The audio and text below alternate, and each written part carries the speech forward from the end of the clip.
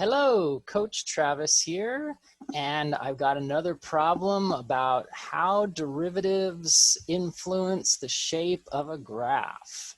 So we've got a real interesting problem here, and so let's take a look. Okay, it gives me this picture, and okay, it's giving me a picture of the derivative function. Okay, and then now the question is asking me how many local minima does the original function have? So you have to be careful. You have to be careful because a lot of students might look at this and say, oh, there's a local minimum right there, and there's a local minimum right there. But that would be a wrong conclusion because this is the graph of f prime but this is asking for how many minima does the regular f have. So finding the local minima on the blue graph is not necessarily what we want to do. So don't make that mistake. So always be crystal clear in your mind, which graph am I looking at? Am I looking at the original or am I looking at the derivative? And if the question asks you about the original, then don't just look for the minima on the derivative because that's a completely different function. Okay, so first of all, we have to decide how many local minima f of x has, and then we have to find where they are. Identify the x coordinate of each local minima. So if we find out how many there are, and then we have to locate the x coordinate of each of them. Okay, so how are we going to do this? So the way I'm going to do, you could use the first derivative test on this, but I like to keep it simpler, and I like to just use this fundamental fact about how the derivative shapes the graph. And let me remind you what that says. It says that when the derivative is negatively valued, that means the graph of f of x is decreasing. And when the derivative is positively valued, then the graph of the original function is increasing. So again, you got to remember this. This is just such an important fact that you got to remember this. This is so important in what we're doing right now. So, all right, so back to this problem. So I like the number lines. So I'm gonna draw a couple of number lines here. So I like to organize my work using number lines, and then once I have the number lines, then the answer is supposed to be obvious. So if you organize your work well, then the answer will just appear like out of magic. So okay, so I'm going to draw one number line for the derivative function. So I made it blue because that matches the color of the graph. And then I'm going to draw another number line for the original function. So this is the function that we care about, and this is the function that we know about because we have the graph. Okay, so what I'm going to do since the f prime is the one that I know, it's where I'm going to be spending most of my time. So what I'm going to do is I'm going to mark the critical points. So you remember that critical points are places where the derivative is 0 and where the derivative does not exist. So if I look at my graph, so again, this is the graph of f prime. So this is the graph of the derivative.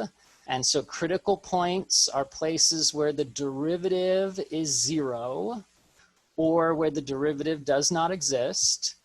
And so, okay, so the derivative is 0 at -1. So -1 is a critical point. Also, +1 is a critical point. So positive 1. And then 3 looks like it's a critical point. So, okay, so I've got 3 critical points. And now the idea is, so these critical points, these are places where the derivative is 0. And then notice that if you're not, those critical points, they split the number line up into 4 regions. And the idea is that those regions, on those regions, the derivative is either always positive or always negative. So for example, when x is less than -1, if I'm in the region where x is less than -1, then the derivative is always above the x-axis. And above the x-axis means positive. So what I'm doing here is, remember that what we were interested in is, in order to use this fact here, in order to use how the first derivative shapes the graph, what we cared about was when is the derivative negative and when is the derivative positive. So that's why when I make this number line, what I really care about is where is the derivative positive and where is it going to be negative. So that's why I'm organizing my work the way I am. Okay, so now back to the picture. So I see that, okay, when, what happens between -1 and 1? So when x is between -1 and 1, the derivative is below the x-axis, and below the x-axis means negatively valued. So I'm going to put a negative sign in that region. And then let's see, what happens between 1 and 3? Well, between 1 and 3, the derivative is negative again. So I'm going to put another negative sign here. And then finally, what happens when x is bigger than 3? Well, when x is bigger than 3, the derivative is above the x-axis, and above the x-axis means positive. So, all right, so what I've done here is I've extracted all of the relevant information from the derivative graph that we were given. And now I can use that to say something about the graph of the original function. So the idea was that, okay, when the derivative is positive, we said that the original function was increasing. So I know that on this interval from -infinity to -1, the original function is increasing. So I'm going to draw an upward slope, a positively sloped line. And then when the derivative is negative, that means the original function is decreasing. So to indicate that, I'm going to draw a negatively sloped line.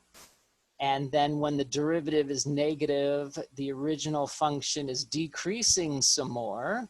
So I draw another negatively sloped line.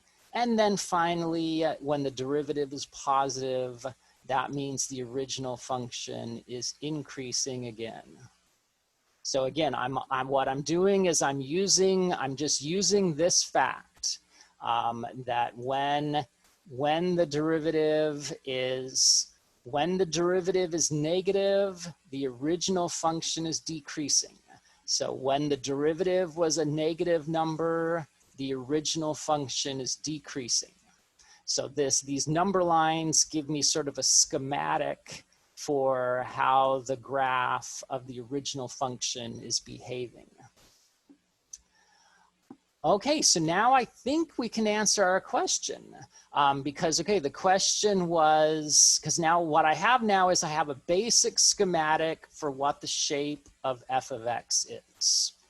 And so the question is, how many local minima does f of x have? So, okay, so a local minimum is like when the function bottoms out. Like a local minimum is going to be, you know, when a function bottoms out. So like when it does something like that, that's a local minimum. So, all right, so that means that a local minimum would be a place where the function goes from decreasing to increasing. So I look at this and I think the only place where that happens is here at 3. This is going to be a local minimum.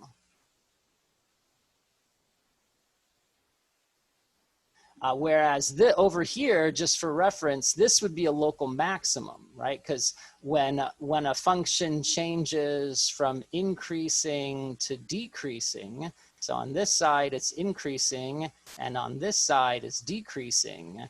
So that point right there, that's a local maximum. So this would be a local maximum, and that's not what I'm interested in. Well, I'll write it down just so that we have it, but just note that for the purposes of this problem, we don't care about this point. And you might wonder, well, wait, what happens at 1?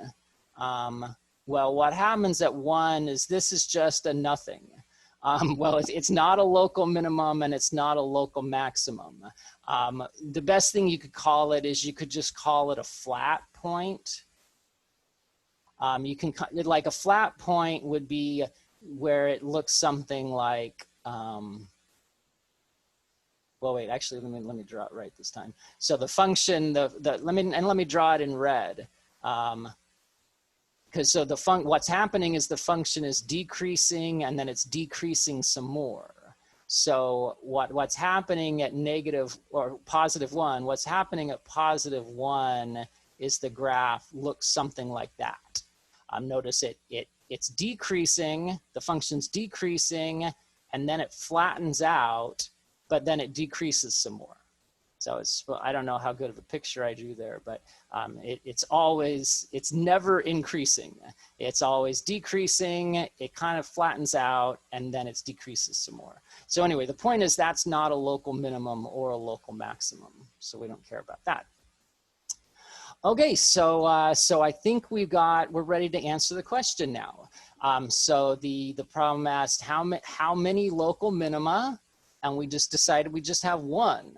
So the little slider down, it says to drag the slider to the number of local minima. So I drag the slider to 1, and now it pops up a dot on the screen. And then it says, now identify the x coordinate of each local minima by dragging the corresponding dot to the point. So I draw my local minima occurs at x is equal to 3.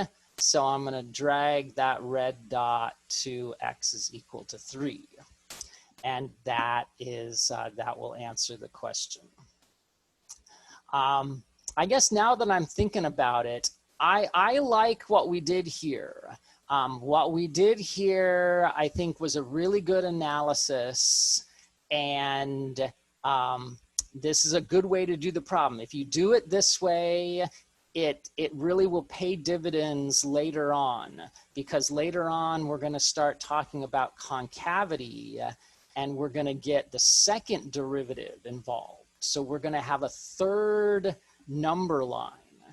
And so organizing your work this way with number lines is going to be very important then. But I will make a note that there is another way to do this problem that maybe is a little bit faster, but I don't think it's as good.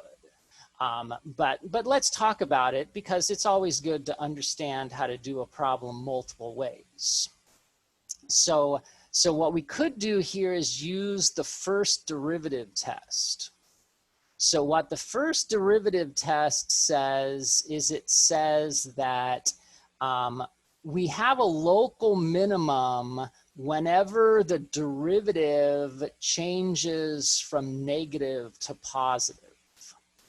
And so notice we see that in our number lines, that right here at 3, At the number 3, the derivative changed from negative to positive. So this is, you know, we were maybe, when we did this problem, we were maybe using the first derivative test without really thinking about it. So that's true. But the idea would be that, so what we want to look for is so forget the number lines for a minute. Let's just go back to the graph and look at the graph and look at where the graph changes from negative to positive. So I'm going to go back to the graph and just look at the graph and look at where it changes from negative to positive. Well, that didn't happen here, because at -1, the graph changed from positive to negative. But we don't want positive to negative, we want negative to positive. So the order is very important. So here at -1, we did not change from negative to positive. What about at 1? At 1, we went from negative to negative. So that's not what we want. But at 3, the blue graph changes from negatively valued to positively valued. And so the first derivative test would say this is the only place where you can have a local minimum. So if you think about that, that's pretty much what we did here with the number lines, but we did a more complete analysis over here. We showed all our work and we explained everything really well. And I think this is the right way to do it, because you know, the more information you gather, the better.